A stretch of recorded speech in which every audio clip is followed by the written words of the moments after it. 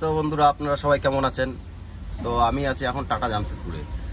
ব্যাপার হলো এর আগের দিন রান্না করছিলাম, তো আমার ফ্রেন্ডরা সবাই তো দেখছই কম বেশি। তো ব্যাপার হলো আজকে ওইখানে নাই, আমরা একটু মানে দূরে আছি। তো এখান থেকে আমার অটোতে যেতে লাগবে। তো এখান থেকে হয়তো বললো 15 টাকা মতো হারবে।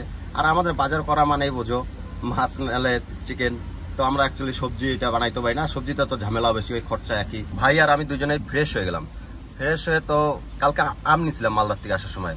তো আম নিয়ে আম কাইটে নিলাম।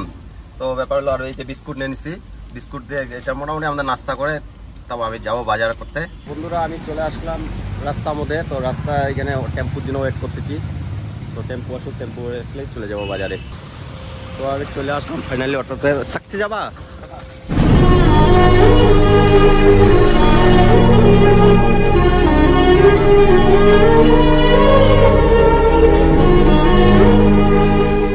ব্যাপার হলো আমাদের এখন তো রান্না করে সব বাজার করে নিয়ে আসলাম আমি অটো টেম্পুতে যাই।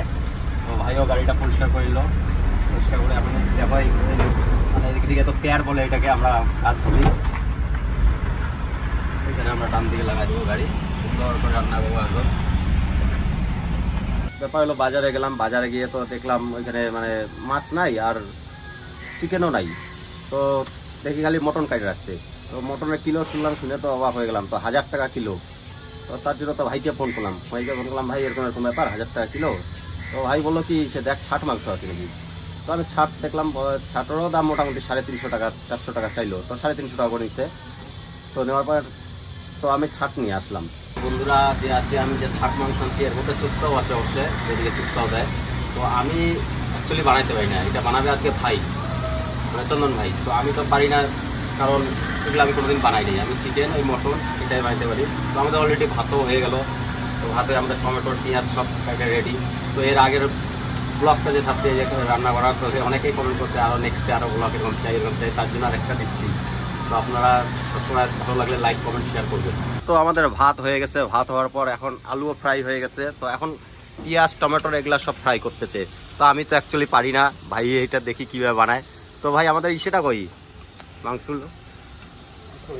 তো এইটা আমাদের গরম জল দিয়ে পুরো একদম পরিষ্কার করা হইলো।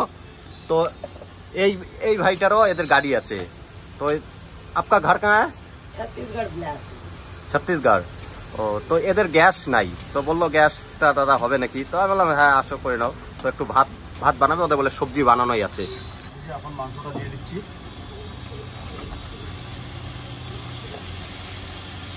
তো ফাইনালি মাংস দিয়ে দিল ভাই। দেখি ভাইয়ের হাতে আজকে রান্না কেমন হয়। আশা করি ভালো হবে, যত পরিষ্কার করলো গরম জল দিয়ে। কেমন হবে ভাই? আচ্ছা আচ্ছা, আমি ছাট মাংস বানানোটা শিখে গেলাম আজকে মোটামুটি দেখে। তো অ্যাকচুয়ালি কি নিজেরা রান্না করে খাওয়াটা মানে একটা মস্তিও লাগে, আর টাইমও আছে আমাদের গাড়ি, যেহেতু রাত 11টার দিকে নয়নটি খুলবে, নয়নটি থেকে বেরোবো।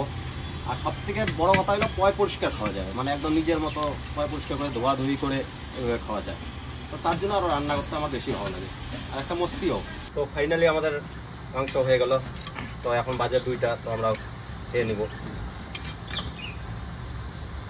বাহ, সেই একদম হয়ে গেল। তো আমি খাওয়া দাওয়া খাইতে বসে গেলাম।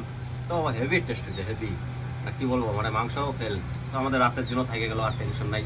কোনো হোটেলে দাঁড়াদাঁড়ি খালি খাবো আর চলতে থাকবো। তো আরও ভাইবো না বেশি খায়, কারণ না খেলেও কি করে চলবো বলো। অনেকে তো মনে করো বলে কি রে ভাই তোরা এত খাওয়া দেখায়, খাওয়া না দেখালে না, মানুষ না খেলে কীভাবে চলতে হবে। এটা আমি এখানে খাচ্ছি বানা, তো ওইটা হোটেলে খাইতে লাগতো। চলো।